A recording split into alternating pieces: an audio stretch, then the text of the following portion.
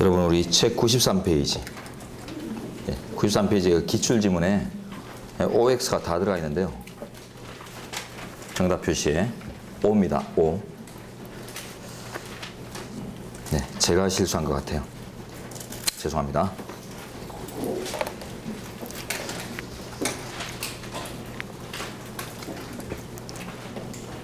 자, 이제 136페이지 3번 이제 피선거권. 나로 가시면 피선거권에 관한 법률 규정, 우리 아까 도표에서 봤던 거 내용 그 자체입니다. 그래서 여기서 조문으로 특별히 오실 필요는 없고요. 그 다음에 이제 19조를 조금 보셔야 되는데, 네, 지금 이제 16조에 담겨져 있는 내용들은 이제 개의 등 오거라 그 내용입니다. 그리고 이제 19조 피선거권이 없는 자, 요거는 좀 보셔야 돼요. 선거권이 없는 자는 1호 보시면 일반적으로 피선거권도 없어요. 내용이 거의 똑같습니다. 근데 2호가 특이합니다. 근무 이상 형 선고를 받고 그 형이 실효되지 아니한 자. 자, 실효에다가 따옴표.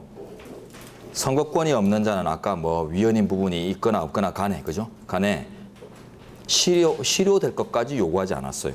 그래서 형 집행 종료를 마치고 몇 년이 경과하지 않았거나 뭐 이런 식으로. 그리고 그래서 이제 어느 정도 기간을 두고서 이제 선거권 여부를 결정했는데, 지금 피선거권에서는 형의 실효에 관한 법률 등에 따라서 형의 실효 절차까지 다 마칠 것을 요구하고 있죠. 그래서 좀 오른쪽에 써봅니다. 2호 오른쪽에 선거권 제한에 비해 엄격한 부분이에요. 더 엄격한 부분. 그래서 앞으로 이제 피선거권이 없는 자 하면은 이렇게 기각합니다. 1호와 2호를 합쳐서 이제 기하세요. 선거권이 없는 자와 대동소이하다. 그러면 소이한 부분이 뭔가 하면 2호, 형의 실효까지 요구된다. 더 엄격하다는 거죠. 그럼 왜 피선거권 제한이 더 엄격한가? 대표를 뽑고서 마는 것이 아니라 선거권 스스로 대표 활동을 해야 될 자이기 때문에 더 엄격한 연결성을 추구하는 거예요. 연결성 추구. 네, 그 정도가 시험 포인트고 나머지는 넘어갑니다. 그 다음 밑에 이제 본문 내용도 안 보셔도 돼요. 다음 페이지로 하죠. C. 연령에 의한 제한도가 도표에서 정된 거고요. 40세. 대통령은 헌법에 규정되어 있다. 이런 것들. 그 다음 D. 거주 요건에 의한 제한 나오는데요. 세제 줄 보죠. 지방의원 지자체장의 피선거권은 선거일 현재 계속하여 60일 이상 당의 지자체의 관할구역 안에 주민등록이 있거나 이제 이런 걸 요구하죠. 개의 등 오거라. 자, 요때 줄된 들어갑니다. 현재는 지자체장의 피선거권 요건으로 60일 이상의 거주를 요구하는 것에 대해서 2달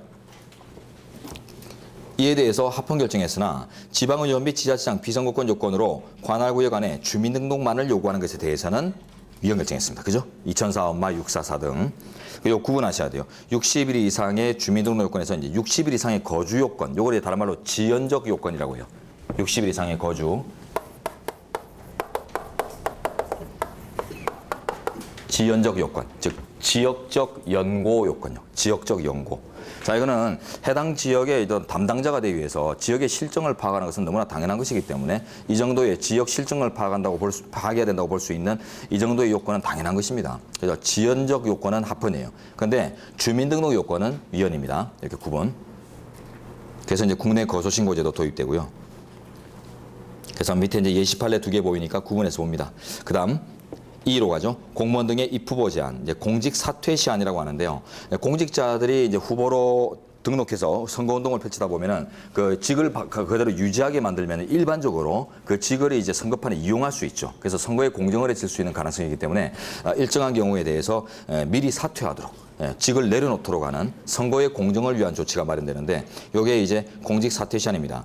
판례도 다양하게 존재하는데요. 제일 중요한 게 선거일 전 60일까지 사퇴 사건이 이제 원칙 조항에 대한 개정전 조항에 대한 사건과 다음 페이지 지방자치단체장에 관련된 판례 3개, 이게 제일 중요합니다. 자, 근데 일단 구체적인 사퇴 시한이 이제 다 차이가 나요. 후보자마다 차이 나는데 그걸 다 외우실 필요는 전혀 없고, 자, 치환 한번 보세요. 제가 이제 지시하는 대로만 이제 인식하시면 되는데,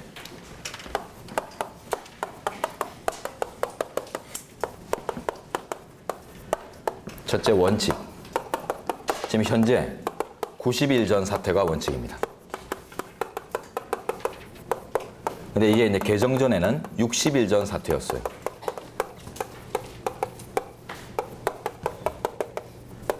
사퇴, 요거 합헌. 60일 전 사태가 위헌이어서 개정된 것은 아니다. 예, 요거는 이제 오선지 대비용으로 잘 기억하시고요. 90일. 그 다음에 90일 원칙 요 숫자는 외우셔야 됩니다. 예외적으로 요거는 이제 2번은 요 자체는 구도는 외우실 필요 없어요. 직을 계속 보유할 수 있는 예외도 둡니다. 즉 어떤 직무를 단절시키는 것보다는 직무를 유지할 필요가 있는 경우인데 어떤 거냐면 당국지 출마 같은 경우에. 그래서 관악구 의원이 관악구 의원 후보에 출마한다. 이럴 때는 어차피 거기서 재임할 사람이니까 직을 유지시켜 주는 게 오히려 원활하다 이러면서 직을 보유할 수 있도록 하는 경우도 있고요. 그 다음에 후보자 등록 신청 전까지 관두도록 하는 조항도 있어요. 후등 신청 전 사퇴. 원칙에 비해서 후등 신청 전 사퇴가 이제 좀 더 오래 보유할 수 있는 경우인데 몰라도 됩니다. 몰라도 되고. 그 다음에 단체장의 경우에는 120일 전 사퇴 조항이 있어요. 단체장의 120일 전 사퇴. 요거 이제 잘 아시면 돼요. 자, 이렇게 이제 얘가 나눠지는데 여러분들이 인식하실 거는 원칙 조항 90일 전 사퇴. 그리고 120일 전 사퇴에 관련된 이제 단체장에 대한 조항에 관련해서는 판례의 경과가 있다. 개정의 경과가 있다. 요 두 개를 보시는데요. 120일 전 사퇴 조항의 의미는요. 국회의원들의 라이벌 의식입니다. 단체장에 대한 국회의원들의 라이벌 의식. 어떤 조항인가 하면 단체장이 자신의 이제 그 재임 지역을 관할로 지역구로 하는 국회의원 선거에 나올 때, 지역구 국회의원 선거에 나올 때, 그 이제 라이벌 의식이 발동하는 거예요. 그래서 단체장에 압축하자면 당국지 국선 출마. 요 경우라고 생각하시면 돼요. 당국지. 당의 지역, 이 말을 이제 당국지라고 하는데요.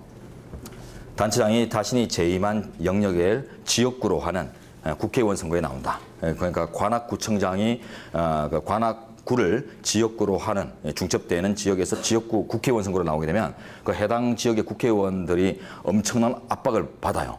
왜냐하면 단체장들은 공무원 조직을 갖고 있잖아요. 공무원 조직을 가지면서 그 조직을 이용하면은 그 조직이 미약한 그 국회의원들이 질 가능성이 높다. 이런 의미에서 배제하고 있어요. 그래서 국회의원 자신들을 위한 이제 대표적인 또 악법입니다. 이원이 국회의원 자신들을 위한 악법. 네, 그래서 요 이제 단체장에 대한 라이벌 의식이 녹아 있는데요.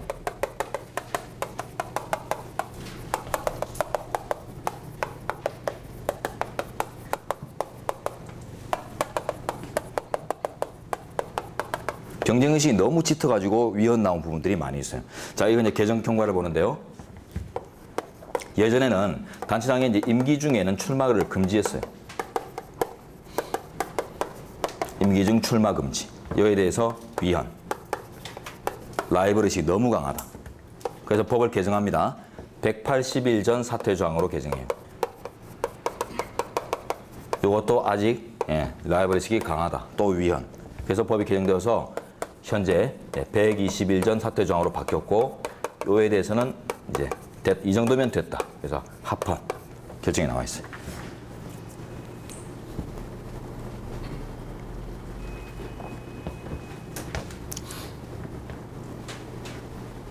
자, 이제 하나씩 보도록 하죠. 139페이지 첫 번째 판례, 예시 판례 보시면 선거일 전 60일까지 사퇴할 것을 규정한 개정전 조항 기각 합헌이죠.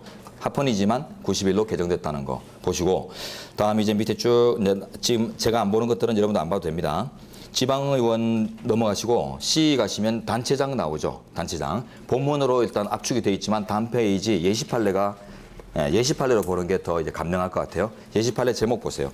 지자체장의 임기 중 피선거권 제한, 위헌, 임기 중 출마 금지. 그다음 지자체장 선거일 전 180일 사퇴 사건, 위헌. 그래서 120일 사퇴로 바뀌었고 요거는 합헌, 현행법 조항. 네, 그래서 현행법도 묻고 판례의 경우도 묻는 A급 영역입니다. 자, 이제 D, 정부 투자기관 직원 들어가보죠. 정부 투자기관 직원에 대해서는 어떤 의미가 설정됩니까? 정부가 투자를 했다. 이 결국에 행정부에 이제 관여가 전제되어 있기 때문에 이 직원들이 지방의회 의원 선거나 각종 의원 선거에 나오면 입법부와 행정부의 융합관계 이런 권력 분립을 저해하는 이제 구도가 성립되기 때문에 각종 이제 제한 규정이 있는데요. 자, 밑에 판례 보시면 이 판례 아주 유명한 판례고 조심해야 됩니다. 결정이 두 가로 나눠져 있죠. 한정위원과 기각. 자, 제목 보시면 정부 투자기관 직원의 지방의회 의원 입후보 제한 및 겸직 금지. 입후보 제한에 대해서는 위헌이고 한정위원이고 겸직 금지는 기각 합헌입니다. 양보로 2번 내려가셔서 밑에 본문 2번. 이게 이제 겸직금지에 대한 판단. 요거 먼저 보죠.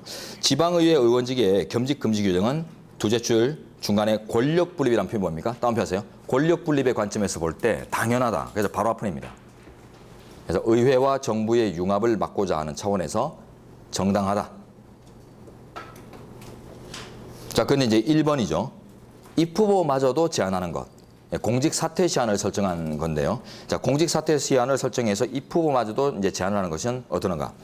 첫 줄, 지방의회 의원직의 입후보 제한 규정의 입법 취지가 다릅니다. 겸직금지와 권력분립 차원이 아니라요. 지방의회 의원 선거의 공정성입니다. 다운표 하세요. 지방의회 의원 선거의 공정성. 그래서 겸직금지 조항은 권력분립의 관점의 입법이고 입후보 제한은 선거의 공정성 관점의 입법이라고 합니다. 그러면 그 입법 취지에 맞게 요건이 설정돼야 되겠죠. 그런데 그걸 넘었습니다. 아래 보시면 줄인데 정부 투자기관의 경영에 관한 결정이나 집행에 상당한 영향력을 행사할 수 있는 지위에 있다고 볼 수 없는 직원, 즉 일반 직원이죠. 단순 직원까지 임원이나 집행간부와 마찬가지로 취급함으로써 결국 아래 줄 공무담임권을 침해하는 것이다 합니다. 그래서 단순 직원과 간부급 직원을 구분하라라고 합니다. 그래서 한정위원회예요. 선거의 공정성을 조회할 이제 그 힘의 차이 이렇게 생각하시면 돼요. 그래서 간부급들은 자신의 이제 고권을 이용할 가능성이 전제돼 있죠. 그러나 일반 그 셀러리맨 같은 경우는 자신의 뭐 하부 조직을 운용한다 이런 것들이 예정되지 않기 때문에 이 후보를 제한해야 될 필요성이 안 느껴진다는 겁니다. 공정을 해칠 가능성이 없기 때문에. 자, 요 판례 이제 결론 지문을 다양하게 물어볼 수 있어요. 그래서 위에 파트를 묻는지 아래 파트를 묻는 것인지 입후보 제한을 묻는지 겸직금지를 묻는지를 잘 구분해서 접근하십니다. F. 기타금에 의한 피선거권 제한. 조문 보지 마시고 밑으로 가시면 이제 본문 정리가 되어 있는데 자, 본문 정리 판서로 지금 이제 먼저 하겠습니다. 대체합니다.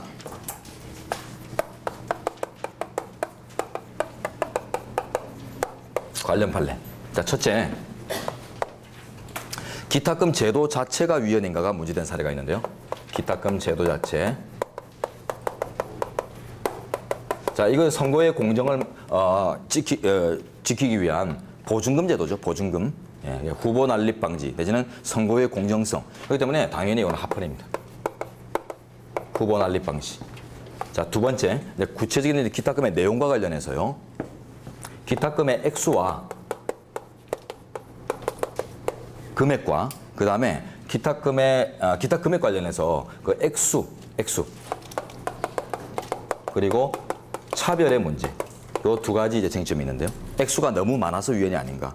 또 후보자 간에 이제 차별을 둔 거, 누구는 2천만 원, 누구는 1,000만 원 이렇게 차별 두는 것이 또 위헌은 아닌가. 이런 면에서는 다각적으로 보는데 일단 대선 먼저 보죠. 대선 예전에 3억 합헌. 그래서 5억으로 올렸다가 헌법 불합치. 그래서 다시 3억으로 회기. 경과 보시고. 그 다음에 이제 국회의원 선거. 지방선거는 시험에 출제 안 됩니다. 그래서 국회의원 선거만 보겠는데요. 자, 국회의원 선거는 좀 다기합니다. 국회의원 선거. 첫째, 1천, 2천 사건이라고 이제 명명하는 게 있어요. 1천, 2천 사건. 자, 사건 명에서 그냥 사건 개요 파가셔야 되는데요. 정당 추천 후보는 1,000만 원. 무소속 후보는 2천만 원 이런 식의 차등을 뒀어요. 여기서는 이 액수가 너무 많아서 위헌이 아닌가도 문제되고 또 차별을 둔 것이 불합리한 것이 아닌가도 같이 문제됐어요. 헌법 불합치.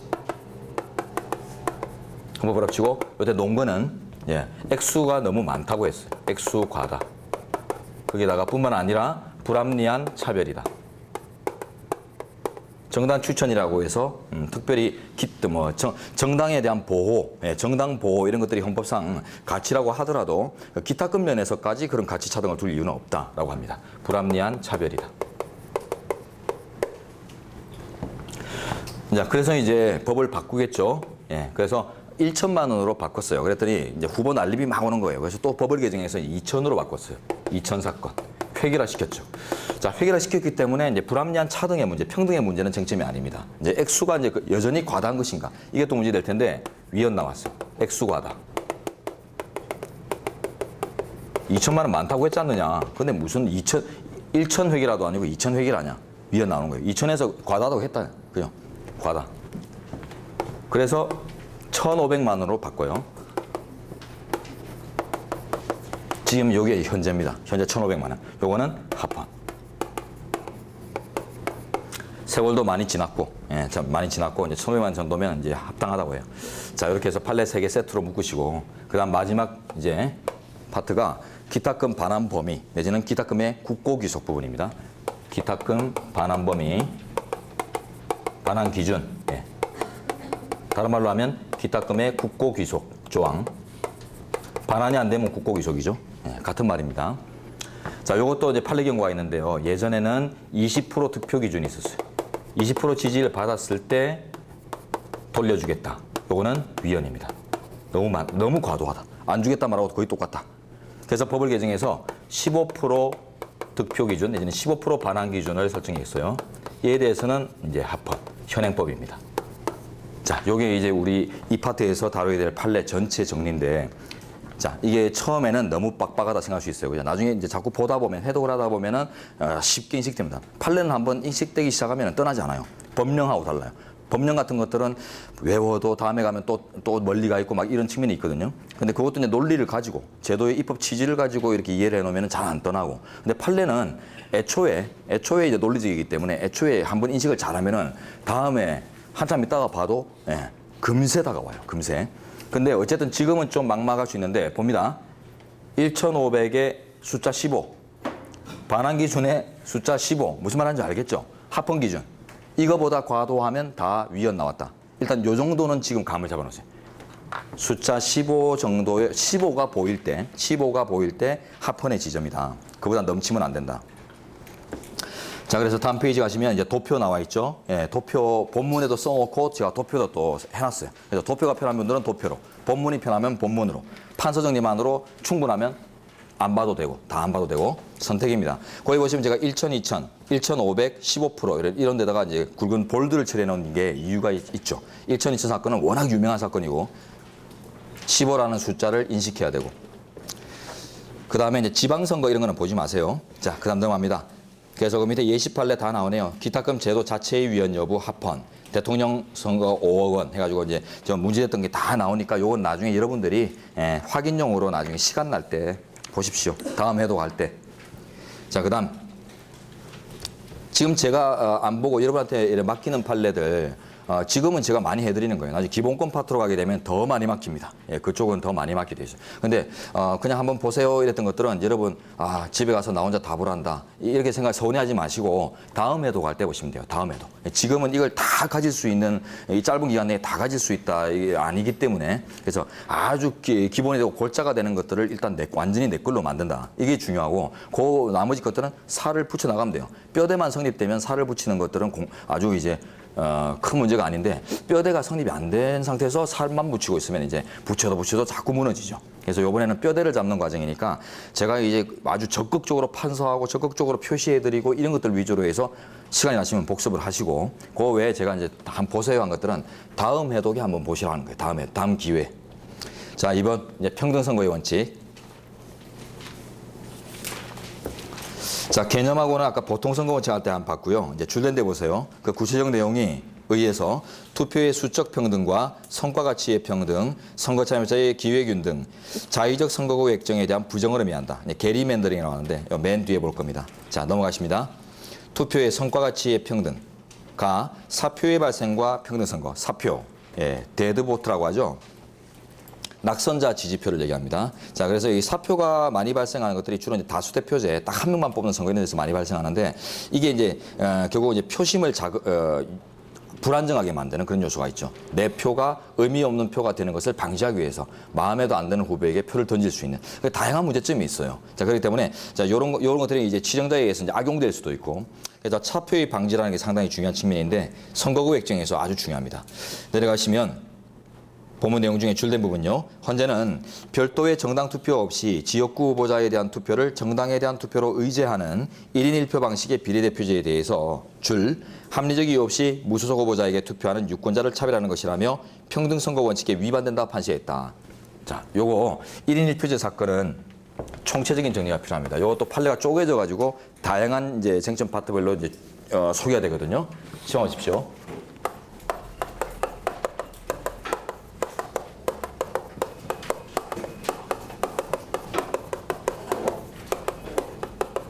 지금은 1인 2표로 개정되어 있죠. 개정되는데 개정전에는 이제 1인 1표. 한 표 행사를 지역구 후보를 뽑는 표 행사와 비례대표 의원을 뽑는 표 행사를 아우르는 의미로서 이제 운용이 됐었어요. 자, 그래서 요게 이제 위헌이라고 판단나는데 위헌의 의미를 이제 그림으로 보겠습니다. A 정당 소속의 지역구 갑 후보와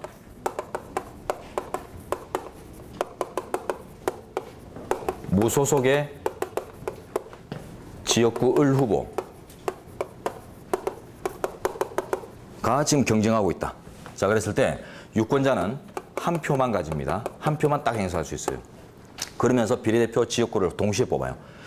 일단 지역구 후보에 대해서 표 행사를 합니다. 한 표 행사를 하면 이제 유권자는 끝이에요. 끝났고, 근데 이 지역구 후보에 대한 표 행사가 정당에 대한 지지, 즉 비례대표를 뽑는 지지표로도 같이 운용됩니다. 그래서 의제되게 되겠어요.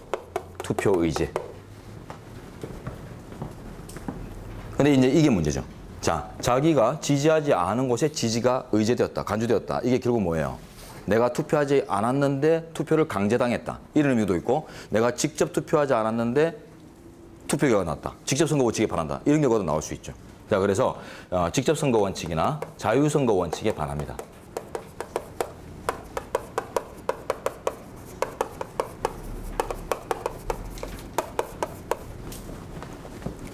그다음 이제 이쪽 국민하고 비교해 보죠. 만약에 이쪽 을 후보를 지지했다면, 을 후보에게 이제 표를 던졌다면 한 표 행사 끝났고 을 후보에 대한 지지가 의제될 수 있는 정당이 없죠. 그렇기 때문에 의제 효과가 나오잖아요. 그래서 결국 이제 비교하면 이쪽의 표 행사는 한 표 행사가 두 표 가치를 가지는데 이쪽 행사는 한 표 행사가 한 표 가치로 끝나버려요. 그죠? 이거는 투표 가치 면에서 불평등, 즉 평등 선거 원칙에 위반되는 효과가 나오죠.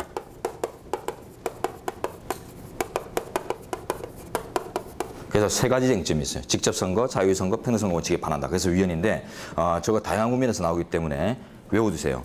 앞대가리 따서 말 안 되지만 뭐 직자평으로 하든지 직평제로 하든지 좌우 구분은 하실 필요 없어요. 세 가지 묶어서 외우셔야 됩니다.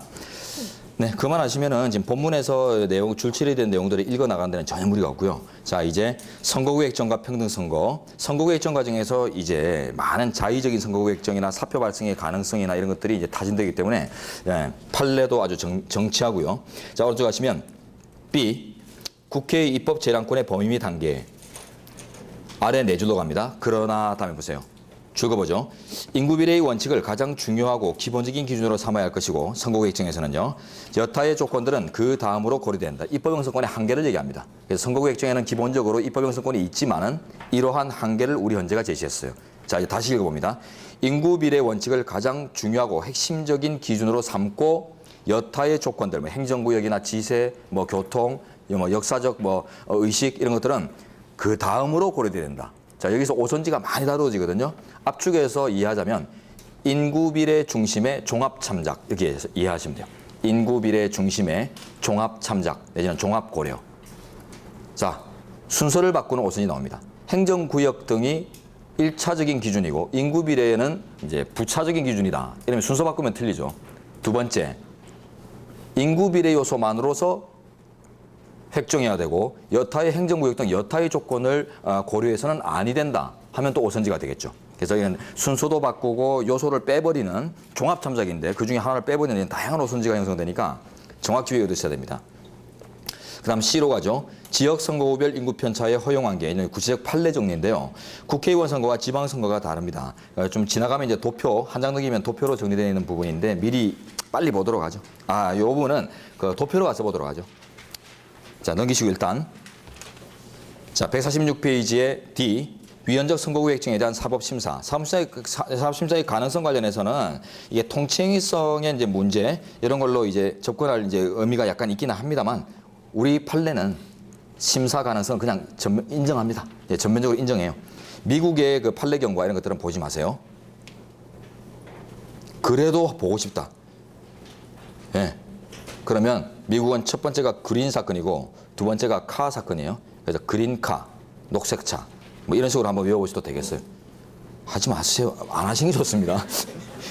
자, 그다음 B, 이제 구체적인 사법심사의 방법 나오는데요. 오른쪽 도표에 다 있는 내용인데, 자, 이제 오른쪽 도표 이하 내용들을 오른쪽 도표로 가서 설명하겠습니다. 도표 보세요. 국선 선거구역표 획정, 지방선거, 지선 선거구역 획정 사건이 나눠져 있죠. 국선 사건은 1차 결정, 2차 결정이 또 나눠지고, 또 지방선거는 시도의원과 지방의원이 나눠지는데 그 내용 골자가 너무 똑같기 때문에 그냥 하나로 묶어버렸습니다.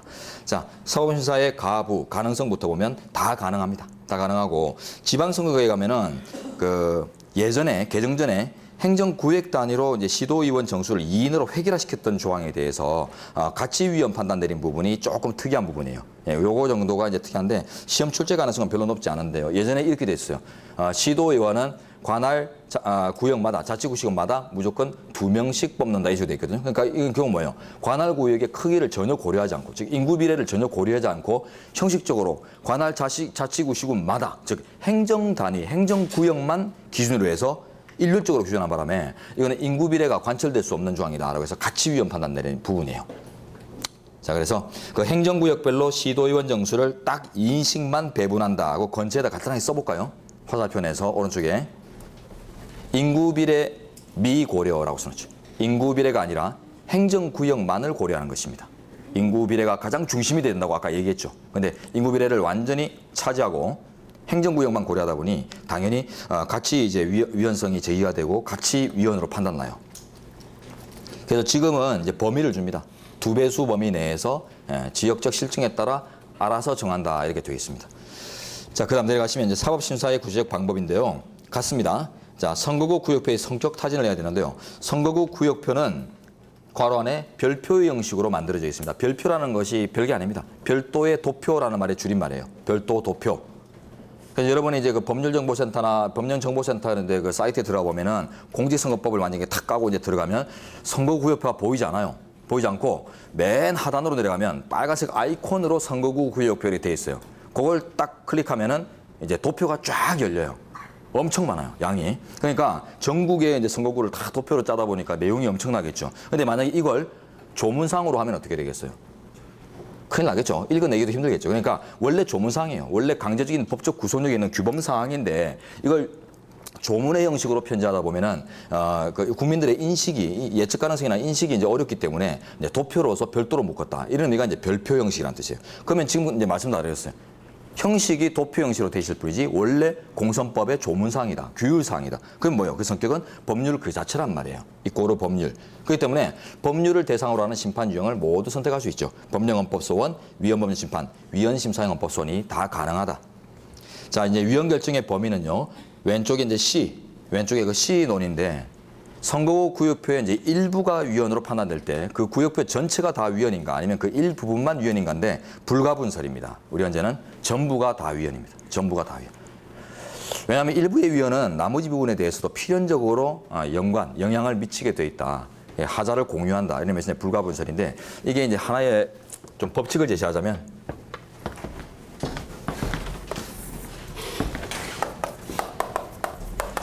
법규나 법규적인 현상들, 만들어진 법규나 법규를 제정하는 뭐 행위들, 이런 각종 이제 법규 현상들은 그 속성이 원칙적으로 불가분을 원칙이에요.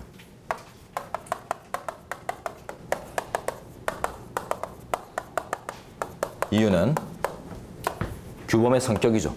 규범이라는 것은 전체로서 하나의 질서 체계를 이룬다.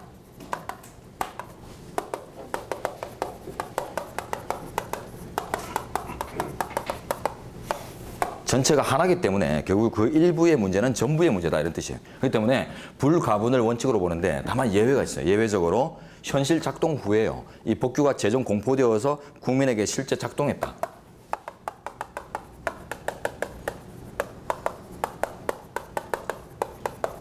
원칙적으로 이제 가분, 원칙적 가분.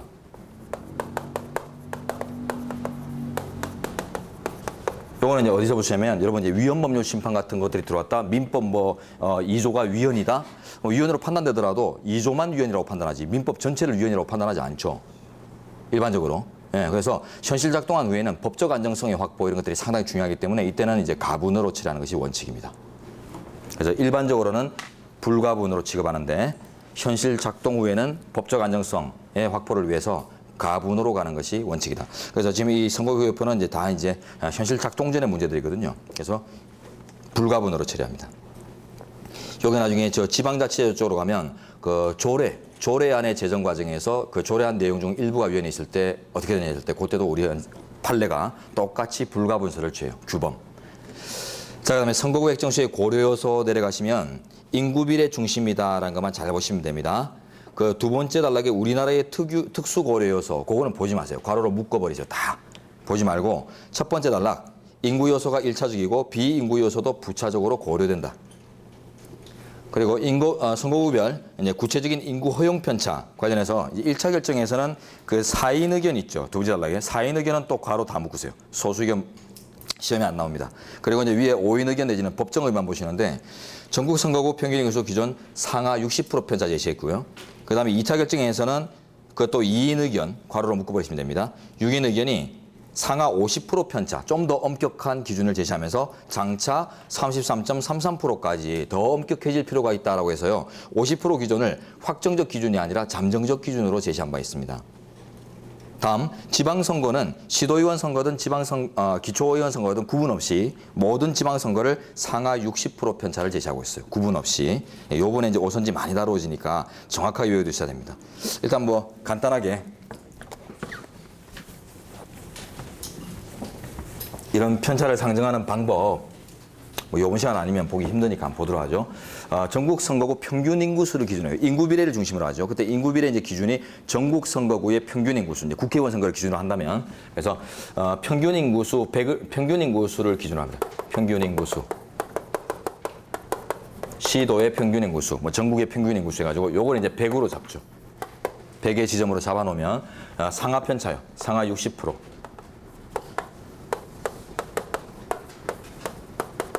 그 다음에 상하 50% 이제 좀 작죠. 네, 이런 것들이 고려되고 있는데 판례에서 상하 60%요. 100을 기준으로 해서 더하기 60 빼기 60의 범위 내면 합헌이라는 뜻이에요. 그러면 어때요? 160대 42죠. 이들의 관계는 4, 4, 16, 4대 1의 관계가 되네요. 그래서 4대 1, 2대 1 뭐 이런 식으로 얘기하기도 하죠. 50%는 이제 이런 식으로 계산합니다. 100을 기준으로 해서 150, 50, 5, 35, 3대 1 이런 관계가 나와요.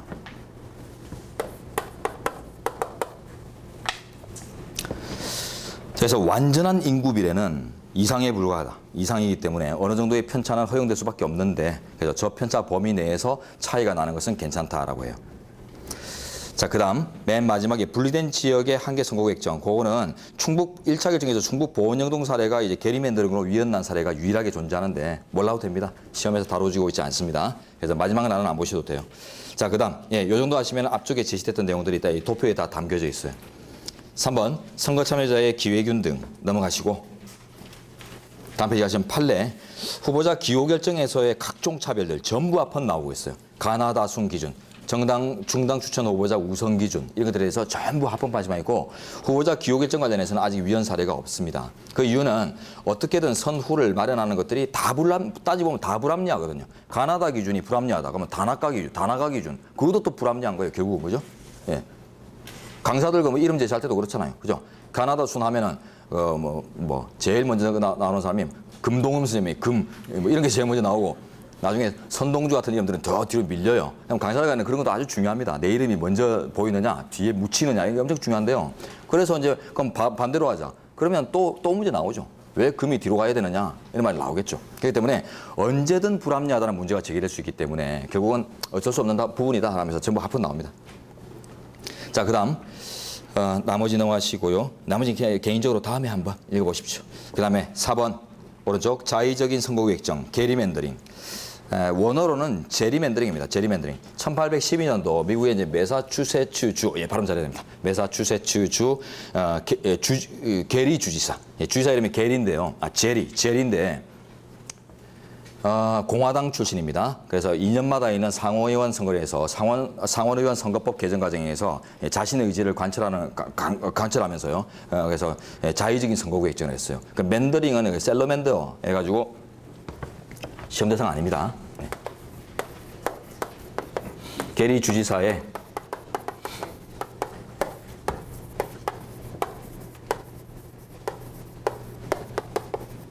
이거를 이제 반대파에서 이제 막 비판을 하면서 나오는데 뭐 재미삼아 한번 해볼까요? 네. 뭐 요런 이제 지역인데 전체 지역이 자, 여기서 뭐 요런 식으로 끊어버리죠. 이런 식으로. 예, 그래가지고 요걸 이제 도마뱀의 입에서 불을 뿜고 뭐 날개를 달고 발톱을 세우고 이래가지고 이게 미국에서 얘기되는 이제 전설 속에 불을 뽑는 도마뱀 셀러맨더, 셀러맨더질을 했다. 이게 이제 문제가 뭐예요? 전체적으로 선거구 얘기 나오면 이들 간에 뭐 유대감 문제는 별로 문제가 없는데 자 보세요. 요 최북단의 지역의 주민들과 최남단 주민들의 유대감 형성되겠어요? 당연히 형성되기 어렵죠. 그러니까 이런 식으로 해서 유대감이 전혀 다른 지역들을 묶어서 하나의 대표를 뽑는다는 게 불합리하기 때문에 이게 자의적인 것이다. 이런 식으로 이제 판단한 사건입니다. 자, 이제 들어가 보시면 줄된데요. 포인트가 있는데 그거만 잘 하시면 돼요. 인접하지 아니한 지역 따옴표합니다. 비인접 지역. 그래서 인접 지역을 이렇게 좀 이렇게 규율하는 것들은 크게 문제가 안 돼요. 그런데 전혀 인접하지 않았다. 이 말은요.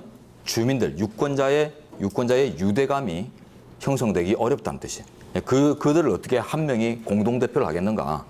그래서 인접하지 아니한 지역을 한 개 선거구로 구성하는 경우는 특별한 사정이 없는 한. 자, 특별한 사정 따옴표 하세요.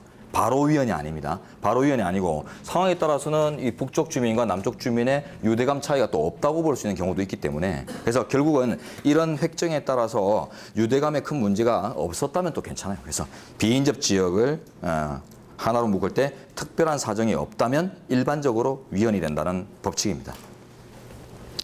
자, 그다음 3번 직접선거 원칙 의의는 됐죠. 자, B 비례대표제와 직접선거 원칙 가 고정명부식 정당투표제 요거는 바로 합헌 빈출이고요. 저 안에 내용들 하시면 넷째 줄입니다. 후보자 명단과 순위, 의석 배분의 방식 등은 선거 시에 이미 확정되어 있고 투표 후 후보자 명부의 순위를 변경하는 것과 같은 사후 개입이 정당의 사후 개입이 금지된다. 그 고정 명부식 할 때 그 고정의 의미가 유권자한테만 고정된 것이 아니라 명부를 마련한 정당에 대해서도 고정됐다는 거예요. 마련하는 순간 고정돼 버립니다. 이제 아무도 변동을 못 시켜요.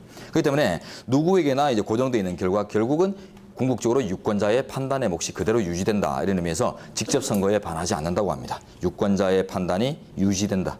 그래서 줄된데 고정명부식을 채택한 것 자체가 직접선거 원칙의 위반은 아니다. 가변명부식, 자유명부식 뭐 이런 건 제도들도 있거든요. 비교법적으로. 그거는 특히 이제 자유명부식 이런 것들은 그 명부를 공란으로 편성해가지고 그게 막 투표자들이 그 뭐 이름까지 써놓으면서 이제 투표를 하는 것들인데 너무 복잡하고 관리가 어렵기 때문에 거의 시행하지 않는 제도들입니다. 그래서 어쨌든 일반적으로 고정명부식이에요. 비례대표제를 운영하면. 자, 나 1인 1표제의 경우 좀 전에 봤죠. 마지막 줄 직접 선거에 반한다. 다음 페이지 비밀선거 원칙. 자, 법률 규정 일단 넘어가시고 법률 규정에서는 167조 사망 정도 빨리 눈으로 스킵해 봅니다. 이런 사례는 최근에도 많이 있죠. 그죠? 투표지 공개하고. 예.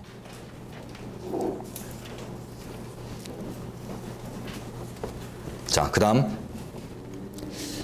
내려가죠. 출구조사의 허용, 여론조사의 허용. 이 두 가지는 아주 중요합니다. 주요 출처 부분이고 뒤에 가면 또 나올 텐데요. 여기서 그냥 한 목에 정리하겠어요. 자, 치워 보시죠.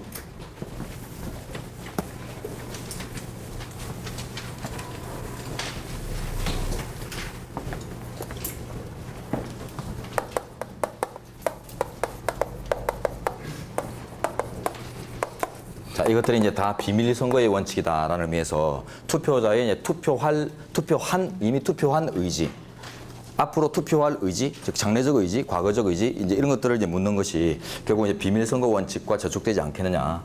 추구조사는 지금 현재 50m 밖에서 허용됩니다. 50m 밖. 이런 이제 기본적인 한계가 있고요. 여기 이제 개정 전, 얼마 전에 개정됐는데 개정 전에는 100m 밖이었어요. 그래서 국가고시 중에는 개정전 조항을 지금 현행 조항인 것처럼 해서 오선지로 묻는 출제가 이미 이루어졌습니다. 대비하시고 50m 밖. 예전에는 100m 밖에서만 할 수 있도록 했는데 이 출구조사가 워낙 건전하게 잘 이루어지고 있다. 그래서 오차율이 거의 없다고 해요. 특히 이제 박근혜 대통령 뽑히는 그 선거에서 대통령 선거에서는 뭐 거의 일치하는 정도. 자, 그래서 이제 건전하다고 해서 확대시켜 준 거예요. 자, 추구조사는 그 의미가 이제 의미로 갑니다. 안에 뭐 그 기간에 뭐 구체적 일자 같은 거 나오지만 그건 외우는 게 아니고 의미론적으로 오선지가 다루어져요. 조사 자체는 50m 밖 한계 내에서는 자유로워요. 조사 자체는 허용. 그러나 그 조사된 결과를 공표하는 것 자체는 기간별, 시기별 제한을 받습니다. 공표 제한. 그러나 그 기간은 외우실 필요가 없고 기간 자체를 묻는 오선지 안 나오니까. 자, 이제 여론조사는 두 가지로 나눠져요. 일반 여론조사와 모의투표 방식의 여론조사. 모의투표식은 이제 정당의 명칭을 사용한다든가 아니면 지역구 후보자 그 명의, 실명의를 사용해서 이루어지는 이런 투표를 얘기하는데 이런 것들은 어때요? 투표용지 유사 모형 막 이런 것을 가지고 사용하는 건데 이것들은 표심을 자극하는 요소가 아주 강합니다. 그래서 그 유사한 모형 형식 때문에 생기는 신뢰도 거기다가 또 뭐 선거에 임박한 시기에 이런 이제 투표용지가 만약에 막 길바닥에 확 뿌려진다고 생각하면은 길 가다가 보고서 표심이 자극을 받을 수가 있어요. 길 가는데 보니까 전부 막 금동음 이랬으면 아, 이번에는 금동음을 선택해야 하는가 보다. 그죠? 이런 식의 표심의 자극이 있을 수 있기 때문에 방법의 위험성이 상당히 높아요.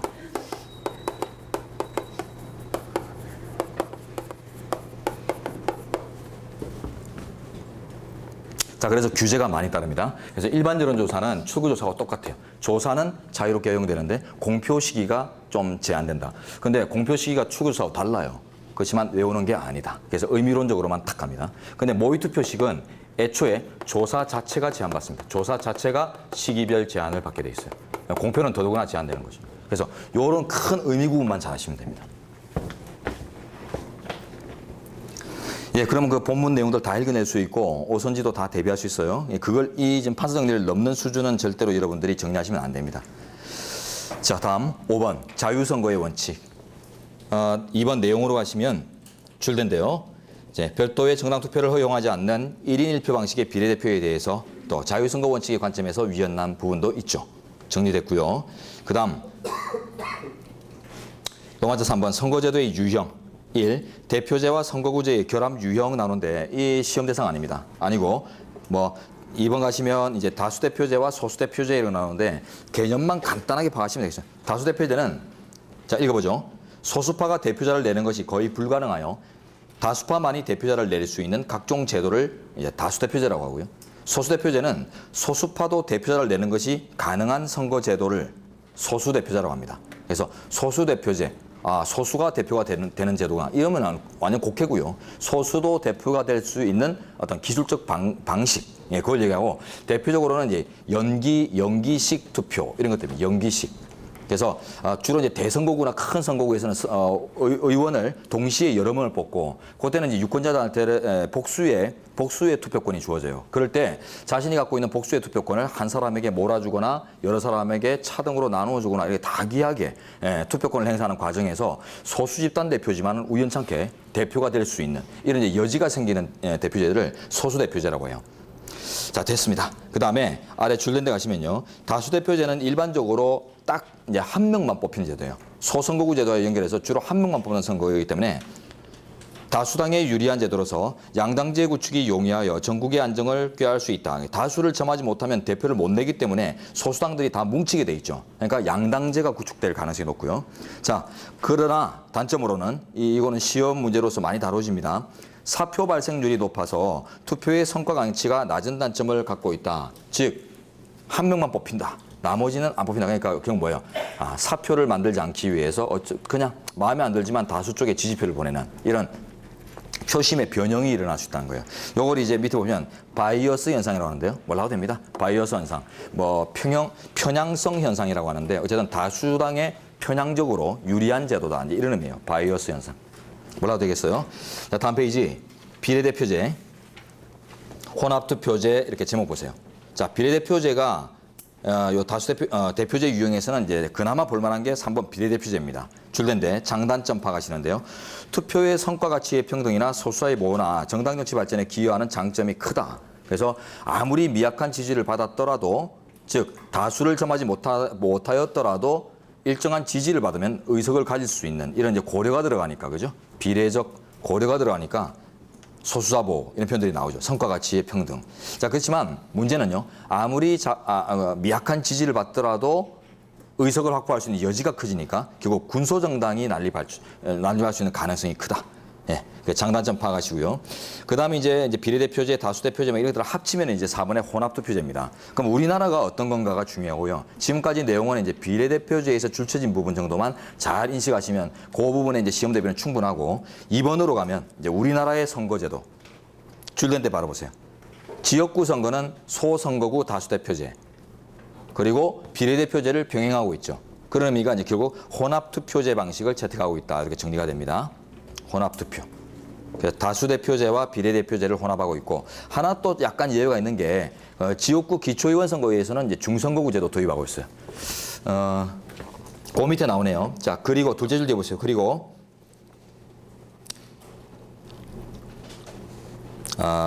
아래 두 줄 뒤에 보세요.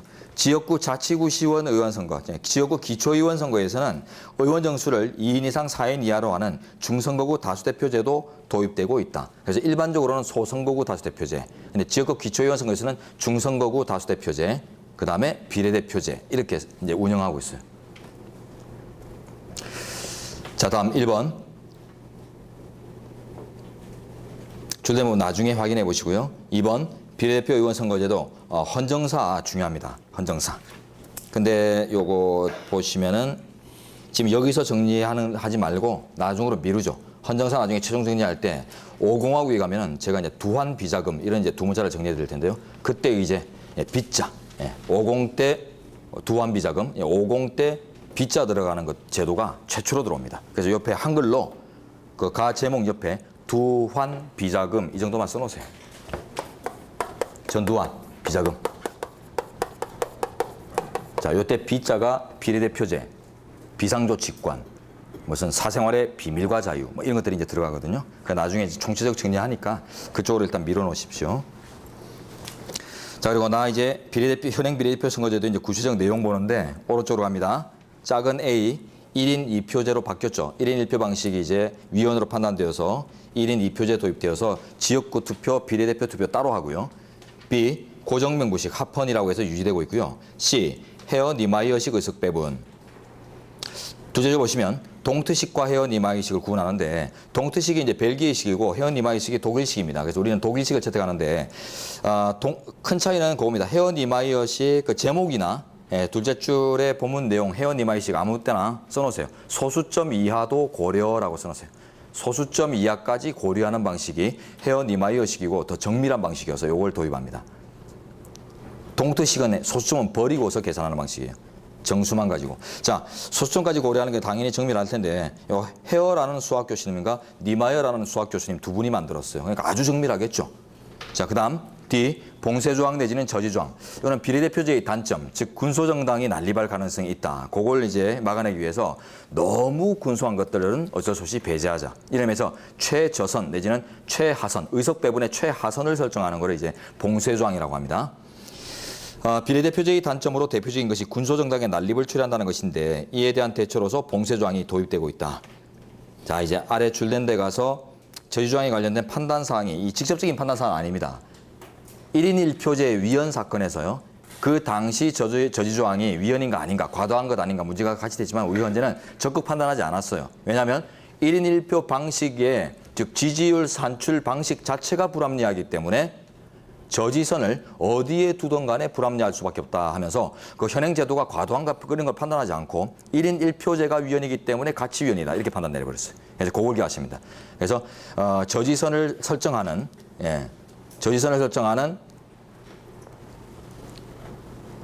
표의 환산 기준, 그죠?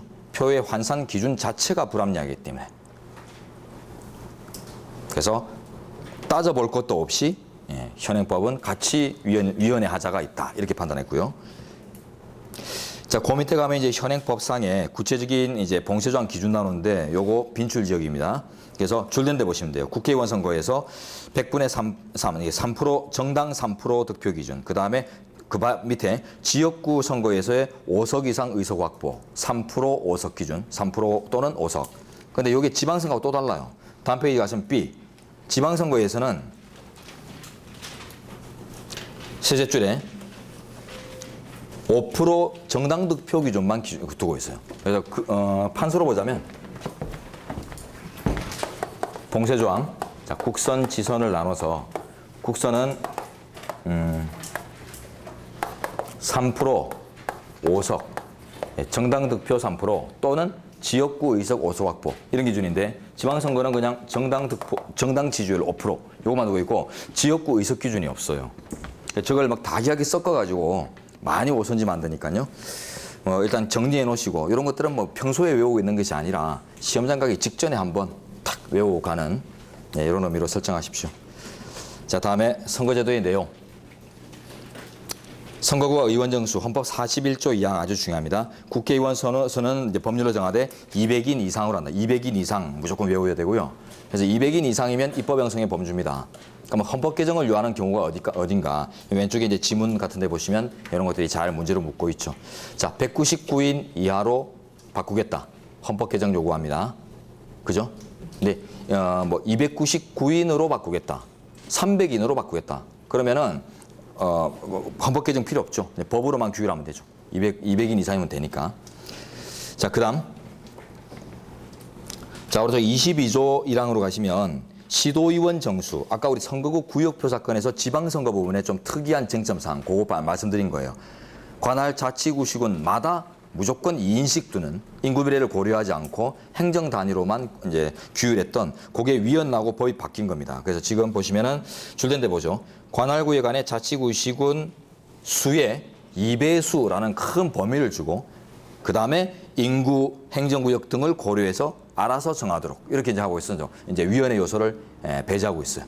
그래서 옆에 오른쪽에 이 조문에 이제 출제 가능성은 없는 조문입니다. 출제 가능성은 없고 아까 그 판례와의 관계 정도만 살짝 인식하면 되시고 이 조문의 의미를 외우실 필요는 없어요. 오히려 아까 그 판례 안에 있었던 국법상의 규율의 내용을 조금 인식하시는 게 오히려 더 중요하고요. 판례 문제 대비하기 위해서. 자, 그다음 2번 선거일 법정과 선거일 공고. 여기서 특별히 볼 필요 없죠. 대통령 재보선 외에는 전부 법정주의다라고 했고요. 자, 다음 페이지 선거기간. 23일, 14일 이런 것들은 기본적으로 배우시는데 일단 선거기간의 개념과 그 밑에 동그라미 이번에 선거운동기간의 개념이 다른데요. 선거기간에서 선거일 당일 빼면 선거운동기간입니다. 그러니까 내주 보시면 선거운동기간이란 선거기간 개시일부터 선거일의 직전일, 선거일 당일은 선거운동이 안 돼요. 그래서 선거기간에서 선거일 당일만 빼면 선거운동기간입니다. 그러니까 큰 의미 분석하에서 보실 필요가 없고 선거기간을 이제 보셔야 되는데 1번 위에 선거기간이 법이 이제 개정돼 가지고 약간 이제 좀 애매한 측면을 이제 초래한 측면이 있는데 선거기간이란 대통령 선거에서는 후보자 등록 마감일의 다음 날부터 선거일까지를 말하고 국회의원 선거 등 기타 선거에서는 후보자 등록 마감일 후 6일 되는 날부터 선거일까지를 말한다. 기산점이 달라요. 기산점이. 옛날에는 기산점이 후보자 등록 마감일 후 해가지고 똑같았거든요. 요거 여러분들 외우지 마시고요. 외우는 거 아닙니다. 자, 이제 어느 정도로 대비하면 되겠는가. 일단 그림으로 볼게요.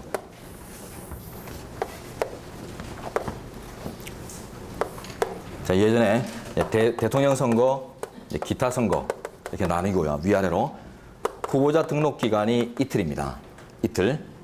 이틀이고 별로 중요하지 않아요. 시험 대상 아닙니다. 이틀이고 이 후보자 등록 마치면 그 다음 날부터 2일부터 선거일까지 이게 이제 선거 기간이에요.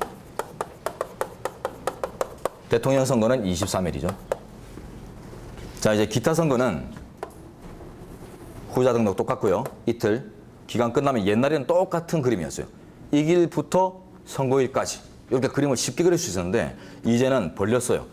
후보자 등록 마감일 되는 날에 다음 날이 아니라 그때부터 6일을 지나야 돼요. 6일 되는 날에 시작해서 선거일까지. 괜히 복잡하게 만들어놨죠. 왜 이랬을까? 이격을 시켰어요. 후보자 등록 기간과 선거 기간을 이격시켰어요. 지금 대선은 붙어 있는데, 맞물려 있는데, 기타 선거는 이격되어 있다. 왜 이랬을까? 옛날에는 이제 이렇게 돼 있었겠죠. 이런 식으로 이제 마무리했을 텐데, 옛날에 이제 제외 투표 절차, 2004년 유사사 결정에서 국내 부자 투표만 허용하면 위헌이 돼가지고 국외 투표, 즉 이제 제외 투표 절차를 도입하면서 제외 투표 기간을 설정했는데 이렇게 설정했어요. 제외 투표 기간. 그러니까 옛날로 치면 어때요? 그냥 노란색으로 해서 옛날로 치면은 후보자 등록이 마감되기도 전에 투표 절차가 들어가 버리는 거예요. 그러니까 후보를 다 보기도 전에 외국에서 투표를 해야 돼요. 그러니까 불합리하죠, 당연히. 그죠?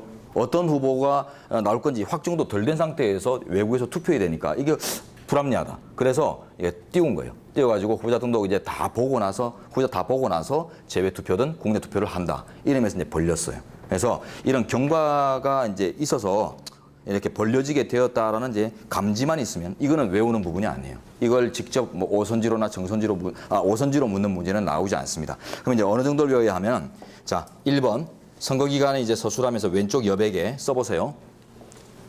선거기간 개시일이 차이남 이렇게 써놓으세요. 선거기간 개시일이 대통령 선거와 기타 선거가 차이납니다. 이제는. 옛날에는 다 똑같이 후보자 등록 마감일 다음 날부터 똑같았거든요. 그러나 이제는 차이가 난다. 기산점이. 그것만 대비하시면 돼요. 똑같은 것처럼 해서 오선지 나오는 것만 대비하시면 돼요.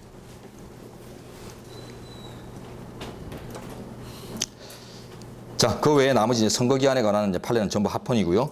내려갑니다. 후보자 추천. 자, 오른쪽 가시면 이제 여성 후보자 추천 이런 거 나오고 도표에서 한 이상 없습니다. 그 다음에 이제 50조로 가세요. 그 48조에 조문 제목 한번 보죠. 왼쪽에 조문 제목 47조 보시면 정당의 후보자 추천이라고 되어 있고, 오른쪽 48조 가면 선거권자의 후보자 추천이라고 되어 있죠. 예, 47조는 정당 공천 후보를 얘기합니다. 그리고 오른쪽 48조는 무소속을 얘기해요. 무소속 후보. 무소속 후보들도 유권자 추천 받아 와야 됩니다. 자, 그래서 유권자의 서명 추천을 받으러 돌아다니거든요. 그 권도 입학하신 다음에 자, 사망으로 가죠. 48조 사망. 제2항의 경우 검인되지 아니한 추천장에 의해 추천을 받거나 추천 선거권자 수의 상한수를 넘어서 추천해서는 추천받으면 아니 된다. 추천인 상한제가 규정됐어요. 추천인 상한제. 상한을 넘어서 추천받으면 안 됩니다. 자, 추천인 상한제 규정. 의미는 사전선거운동 방지책입니다. 사전선거운동 방지책. 그래서 추천을 받는다는 불미로 사전선거운동을 벌이는 거, 이런 이제 불공정을 막기 위해서 법에서 정한 상한을 넘지 말라고 해요. 자, 다음 50조. 후보자 추천의 취소와 변경 금지. 자, 요거는 제목 본 정도만 아시면 됩니다. 그 위에 모든 경우에 사후 변경 취소 안 됩니다. 이유는 간단하게 쓰세요. 조문 근처에. 후보자 지위 안정 확보. 후보자 지위 안정성 확보 차원에서 사후 변경 금지를 합니다.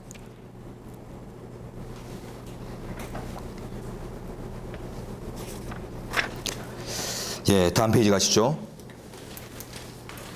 5번 후보자 등록으로 갑니다. 후보자 등록 기간 나오는데 그 조문 내용 오선지로 안 나오니까 숫자 외우시지 마시고요. 후보자 등록 시 이제 제출할 서류는 조금 인식하셔야 돼요. 왜냐하면 판례가 붙어 있기 때문에. 후보자 등록 시에 제출할 서류 중에 보시면은 본문 내용 중에요. 그 맨 마지막 줄 보세요. 범죄 경력에 관한 증명 서류. 그 다음에 뭐 정규학력에 관한 증명서 이런 거 보이죠? 예, 그래서 그 사이트상에 유령학교를 나왔다. 이런 것들은 먹어주지 않습니다. 그건 안 되고, 그다음에 또 범죄 경력자다. 이런 것들은 이제 그 후보의 연결성 확보 차원에서 요구하는 것이고요. 그런데 오른쪽에 이제 판례 보죠. 범죄 경력에 관한 증명 서류의 제출. 일단 그 자체는 괜찮은데요. 공직선거에 후보자로 등록하고자 하는 자가 제출해야 되는 금고 이상형의 범죄 경력에 실효된 형까지 포함시키는 것. 따옴표 하세요. 실효된 형까지 지금 포함되고 있어요. 현행법상. 실효된 형을 포함한다라고 되어 있거든요. 자, 이게 이제 위헌이 아니겠는가. 그 법에 의해서 법적 이제 효과가 다 소멸되는데 그것까지도 제출하는 것은 너무한 것 아닌가 이렇게 주장을 했지만, 우리 현재는 법적인 효과는 소멸될지 모르겠지만은 그 범죄의 사실적 행각까지도 없어지는 것은 아니다. 그래서 유권자는 자신을 대변할 대표자에 관해서 모든 것을 알 수 있어야 한다. 라면서 합헌으로 판단합니다. 자, 다음 나머지 다 넘어가시고 6번 선거운동 가죠. 자, 선거운동도 그 조문은 특별히 보지 마시고요. 선거운동의 개념과 관련된 판례 들어가세요. 선거운동은 일단은 자유로서 보장의 대상이기도 하지만 규제의 대상이기도 하다라는 측면에서 엄격한 경계 설정이 필요하거든요. 그래서 선거운동에 해당하는 의사표현과 단순한 의사표현, 규제 대상이 아닌 단순한 의사표현 구분 잘해야 되는데, 선거운동 개념은 우리 판례도 지금 얘기하고 있지만은 일단 그 6번의 양가로 1번 제목 옆에 간단하게 씁니다. 6번 양가로 1번 제목 옆에 선거운동을 우리 현재는 요 강학상 혹은 판례가 요 두 가지를 요구해요. 주관적 목적성.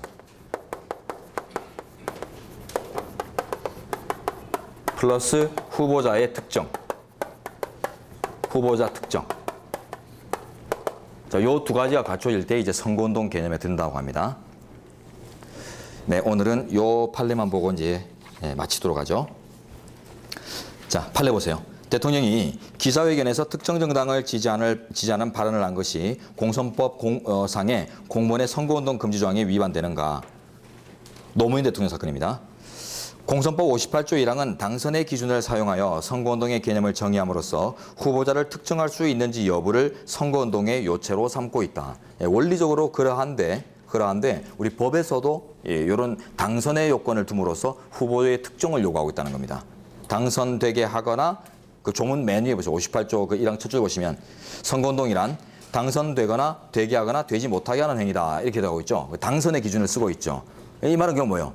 누구를 붙이고 누구를 떨어뜨리고 누구를이라는 게 전제되어 있다는 거예요. 당선의 의미 속에는. 그렇기 때문에 누구를 즉 특정성이 후보의 특정성이 아무나가 아니죠. 그러니까 누구를이라는 특정성이 전제되어 있을 때 선거운동 개념이 갖춰진다. 이게 파악을 하고요. 자, 그래서 자, 다음 페이지 가십시오. 이제 요걸 이제 사례라고 생각하시고 요 기준 하에서 이제 사례를 이제 풀 수 있으면 돼요. 줄된데요. 특정 정당에 대한 지지 발언을 통해서 당선시키고자 하는 정당 후보자가 특정될 수 있어야 이제 선거운동 개념에 들어가는데, 그러나 이 사건의 발언이 이루어진 시기에는 이게 어떤 말이냐면 노무현 대통령이 그 여루당 지지 발언 많이 했죠. 여루당 지지해 주세요. 여루당이 과반수가 되어야지 제가 삽니다. 뭐 이랬죠, 그죠? 자, 그러니까 그 각종 지지 발언이 이루어지던 시기에는 아직 정당의 후보자가 결정되지 아니었던 당시다. 이게 중요합니다. 이게 문제를 물으려면 이 부분을 주게 돼 있어요. 정당의 후보자가 아직 결정되지 아니한 상태에서의 정당 지지 발언이 선거 운동인가 아닌가 이렇게 물어볼 거예요. 자, 아직 후보가 결정되지 않았다. 뭐하는 거죠? 후보 특정성 요건이 안 갖춰졌다는 거죠. 그러니까 결국은 선거운동 개념에 들지 않는 거예요. 자, 그러므로 후보자의 특정이 이루어지지 않은 상태에서 특정 정당에 대한 지지 발언을 한 것은 단순한 의견 표현이지 선거운동 개념에 들지 않는다. 그래서 선거운동으로서 이제 위법은 아니다라고 합니다. 네, 오늘은 여기까지 하도록 하죠. 자, 이제 선거제도 지금 이제 막 달리고 있고요. 이제 거의 이제 대강은 다 받고 이제 확인만 하는 절차인데, 지방자치제도, 공무원제도, 제도 정도 하면은 이제 제도 파트 끝인데, 제도 파트는 여러분들이 어떤 큰 틀을 가지고 접근하는 부분이 아니에요. 헌법의 이제 영역들을 보면은 어떤 영역들은 특히 기본권 영역이나 이런 거 할 때는 뭐 직업에 따른 기본권이 있으면 개념부터 포섭 내용, 그걸 제한할 때 한계론에서 단계 이론 이런 것들을 좀 여러분들이 포괄적으로 틀을 갖고 있을 필요가 있죠. 예, 쟁점을 파악하고 그걸 서술하기 위해서 갖고 있어야 될 최소한의 범주입니다. 그러나 제도 파트는 선택형 문제 출제 가능성도 없지만 논술형 출제 가능성이 거의 없어요. 그리고 우리 사례집 보면 우리 기본 사례집이 아주 얇죠. 얇은 이유가 있어요. 이 사례집은 모든 사례 유형을 다 대비한다. 이런 사례집이 아니라 우리 기본서상에 다루어지는 수험의 범주에서 어느 정도의 쟁점들이 사례화될 수 있는가 이런 것들을 이제 기본으로 보여주는 이제 책이기 때문에 가장 대표되는 이제 사례 유형들을 담고 있어요. 그 나중에 이제 그 사례집 처음에 목차 펼쳐서 헌법총론 파트를 딱 보시면은 선거 파트는 아예 문제도 없어요. 예, 그래서 선거제도 파트에서는 사례형이 출제될 가능성이 없고, 지방자치제도 가면 조례안에 뭐 관련된 문제나 이런 것들이 조금 나올 가능성이 있고 뭐 이렇게 한정돼 있단 말이에요. 그러니까 이쪽은 어떤 틀을 가지고서 여러분이 전체 윤곽을 가지고 접근하는 게 아니라 개별 쟁점 영역을 각계격파만 잘하시면 돼요. 어떤 영역이 나왔을 때 그걸 내가 해소할 수 있는 답을 갖고 있는가, 예, 그걸 개별적으로만 해소할 수 있으면은 시험에서 전혀 문제가 안 생겨요. 그러니까 아까 우리 뭐 선거제도에서 큰 도표를 먼저 보고 출발했지만 아유 그 도표를 외워야 되는가? 외우는 게 아니고요. 예, 단락별로 우리가 람별로 보면서 이해를 했잖아요. 예, 람별로 각계로 단락별로만 여러분들이 인식을 갖고 있다 하면 끝이지 도표 전체가 머릿속에 들어와야 되고 뭐 이런 것들이 아닙니다. 절차 전체가 순서를 가지고 내 마음속에 들어와야 되고 이런 영역이 아니니까 큰 틀을 가지고 알려고 막 책을 자꾸 뒤지지 마세요. 딱 정리되는 요 단위별로, 예, 정리되는 단위별로 탁탁탁 여러분들이 해결할 수 있는 정리만 되어 있으면 충분합니다. 됐죠? 네. 고생하셨고 내일 다시 뵙도록 하겠습니다. 수고하셨습니다.